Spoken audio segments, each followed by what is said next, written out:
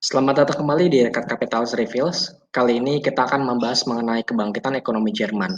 Sebelum memulai, jangan lupa untuk menekan tombol subscribe demi kemajuan channel ini. 16 April 1945, Tentara Merah Uni Soviet meluncurkan serangan terakhirnya untuk mengepung ibu kota Jerman, Berlin. Pasukan Merah berhasil menduduki Reichstag atau gedung parlemen Jerman pada 30 April 1945 bersama dengan bunuh dirinya Hitler, sang diktator Jerman Nazi. Pada 7 Mei 1945, Jerman menyerah tanpa syarat kepada pasukan Sekutu Barat di Reims, dan pada 9 Mei 1945 kepada pasukan Soviet di Berlin. Hal ini menandakan berakhirnya Perang Eropa yang dimulai sejak tahun 1939. Setelahnya, Jerman dibagi menjadi dua negara, yakni Jerman Barat atau Federal Republic of Germany dengan sokongan penuh oleh pihak sekutu terutama Amerika Serikat, dan Jerman Timur atau Jerman Democratic Republic yang didukung oleh Uni Soviet. Pecahnya Perang Dunia meninggalkan luka yang dalam bagi seluruh dunia, dan Jerman yang mau tidak mau negaranya dibagi menjadi dua sesuai dengan pemenang perang. Jerman memasuki masa Jarno atau titik nol sebagai akibat dari perang yang diperkirakan seperempat rumah tinggal di Jerman hancur atau rusak, dan di banyak kota bahkan kerusakan mencapai 50%. Infrastruktur ekonomi Jerman juga runtuh karena pabrik dan sistem transportasi berhenti berfungsi. Inflasi merajalela dan meruntuhkan nilai dari mata uang. Ini juga yang menyebabkan banyak rakyat Jerman yang kekurangan makanan dan akhirnya kekurangan gizi. Hal ini diperparah dengan kehadiran jutaan pengungsi dari timur Jerman. Pada 1948, Jerman memulai reformasi mata uangnya dengan Jerman Barat mengganti mata uang lama dari Reichsmark menjadi Deutsche Mark. Jerman Timur juga turut serta melakukan pergantian mata uang. Setelahnya, Amerika Serikat memberikan paket bantuan pemulihan ekonomi bagi negara-negara Eropa dan Asia yang bernama Marshall Plan. Jerman memanfaatkan bantuan tersebut untuk mereformasi sistem ekonominya menjadi lebih bebas dan untuk membuatnya bangkit kembali. Persaingan Barat dan Timur berlanjut ke sistem ekonomi, antara sistem kapitalisme dan sistem ekonomi sosialisme, di bawah bendera komunisme Uni Soviet.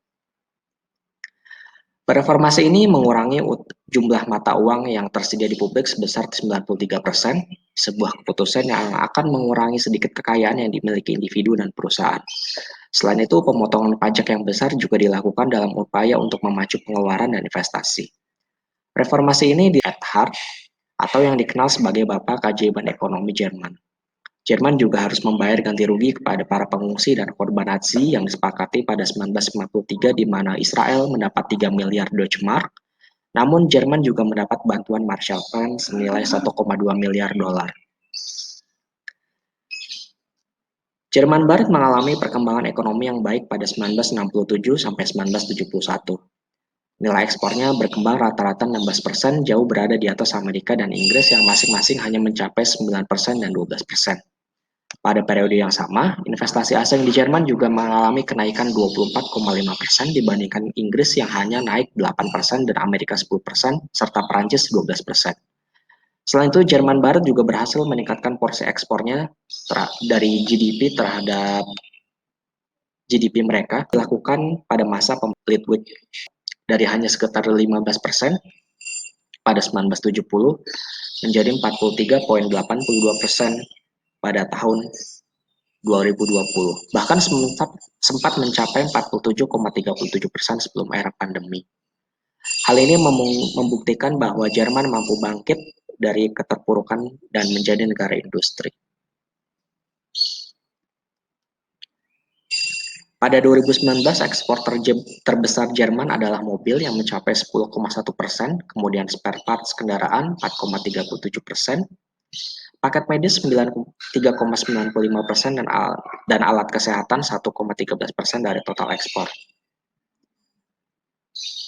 Tujuan utama ekspor Jerman adalah Amerika Serikat 9,11%, Perancis 7,97%, China 7,48%, Belanda 0,1%, dan Inggris Raya 5,98% dari total ekspor. Ekspor otomotif dari Jerman diantaranya Mercedes-Benz, BMW, Porsche, VW, serta Audi. Pertumbuhan ekonomi Jerman memang tergolong biasa saja. Pertumbuhan tertingginya terjadi pada 1990 saat unifikasi antara Jerman Barat dan Timur ditandai dengan runtuhnya tembok Berlin. Rata-rata pertumbuhan ekonomi Jerman mencapai 1,82% per tahun di periode 1970 sampai dengan di 2020. Berkat kemajuan ekonominya, saat ini Jerman menempati urutan keempat di dunia setelah Amerika Serikat, China, dan Jepang untuk urusan ekonomi terbesar. Sebagai ekonomi terbesar di Uni Eropa, Jerman sangat berpengaruh di kawasan tersebut. GDP per kapita Jerman naik signifikan dari 1.400 US dollar pada tahun 1970 menjadi 45.723 dolar di tahun 2020 atau menempati urutan ke-16 di dunia.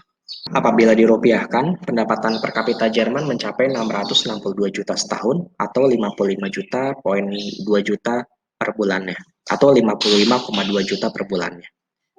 Demikian episode Capital Rebuilds kali ini yang membahas mengenai kebangkitan ekonomi Jerman. Kita akan berjumpa kembali di episode berikutnya.